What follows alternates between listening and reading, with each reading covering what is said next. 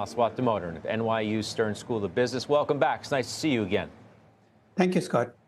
As a shareholder and an observer, and both are valuable to us, you've had a chance now to digest these. What's your takeaway? I think that these companies have become really good at playing the earnings game. I mean, you look at them; they look at the expectations. They come in 2 to 3% above. At this point, you're wondering why even bother with the expectations. They're going to beat it by 2 or 3%. I think the real story, though, is deeper in the earnings reports, and I think you see it play out with, for instance, Microsoft. The recognition that AI's products and services, the potential is there, but the promise is not being delivered in terms of monetization. So I look across the companies, no blowouts in either direction, but I think in many ways, what you need to be looking for is a change in narrative, and it's not coming right now. It's pretty much the same narrative that's been running them all year long.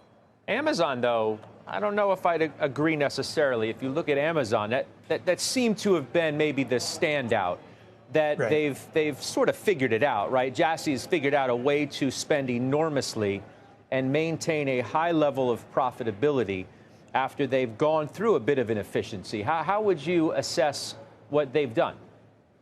No, I think in many ways, I mean, I described Amazon as a field of dreams company 20 years ago, whereas if we build it, they will come. And for decades, the market gave them room to build up revenues. And I think we're finally starting to see the profit side deliver. So I think part of the rise in Amazon, so one of the other companies all have sky-high margins. Amazon has not. So when you see Amazon's margins increase, it's a delivery on a promise that's been long in the making. But finally, you're starting to see the numbers being delivered. And I think investors are, that's part of the reason you're seeing the stock price reflect.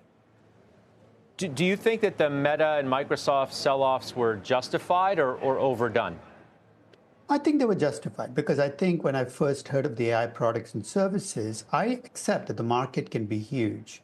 But every company in this space that's trying to deliver products and services is discovering it's a lot more difficult to convert that promise into profits. I mean, people might say they want an AI product, but I'm not sure they want to pay for it as much as these companies expect them to pay. So I think we'll have some back and forth. I mean, if you do get a hit and it makes money on a subscription basis or as a transactional basis, I think we'll see the market reward the companies. But for the moment, I think the market is in pause mode saying, show me the money. You tell our producers that the Mag 7 are at risk of a correction, and you think the election is one of the catalysts for that? Yeah, I was just listening in on the bull argument for markets. And the more I listen to the bullish argument, the less I think of it because there's so little behind it. Because so much of what's being talked about is already baked in. The market is already baking in an expectation that earnings will be up 15% a year. For that to happen, all the good stuff you talked about has to happen. So at this stage, the expectations game for markets have been set up. So I'm not sure even if that good stuff happens after the election. I'm not sure it will. That you're going to see the market go up as much as, the people on your panel thought it would. And to be honest, I don't think the Fed is going to be the player that drives this game. I mean, it's a follower more than a leader in this process. Mm-hmm. I mean, how would you assess the valuations of these stocks? I'm looking at the forward PEs.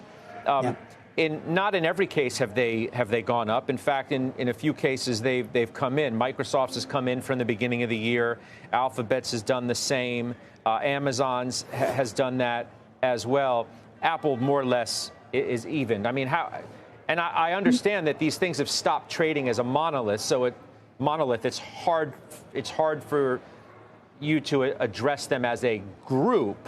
But do you look at these and say, well, the valuations in general are pretty reasonable? I mean, collectively, if you think the Mag 7 is overvalued, you're also telling me the market is overvalued. That's why I think if there's a correction that comes, it's going to come from the market correcting, not from these Mag 7 dropping off while the rest of the market goes up. In fact, I find it hard to visualize a scenario where the Mag 7 is down 10% and the market is up 10 or 15%. I mean, I just can't see that happening.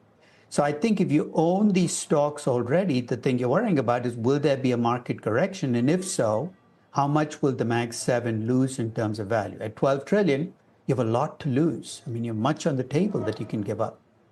Have you sold any of your own positions in these names? I just like to keep our viewers up to date, since, as I suggested, you're an observer, but you're a shareholder in many of these names, too. I sold half of my NVIDIA about a year and a half ago, but since then I haven't traded down on any of them, and I haven't increased my position either.